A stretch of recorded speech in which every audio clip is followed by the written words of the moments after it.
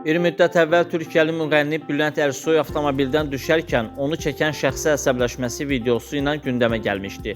Bugün TV Axşam.az istinadən xəbər verir ki, Ersoyu onu yaxından çəkən şəxsə qışqıraraq "Çəkil burnumun dibinə girir" sözlərini deyib. Ötən gün müğənni Gülşən səhnəyə çıxmazdan əvvəl onu çəkən şəxsə eyni hərəkəti edib. O Ersoyu parodiyası ilə gündəmə gəlib. Onun bu hərəkəti sosial mediada viral olub.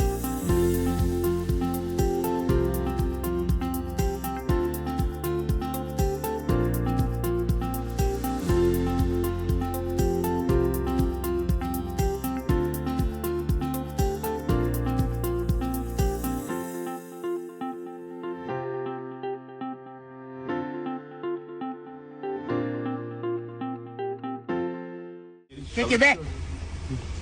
Burnumun dibine gidin! Evet, geri çekilin beyler. Evind Lakifoğlu, Samir Əliyev, Bugün TV. Burnumun dibine gidin! Evet, geri çekilin beyler. Geri çekilelim, lütfen girmeyelim.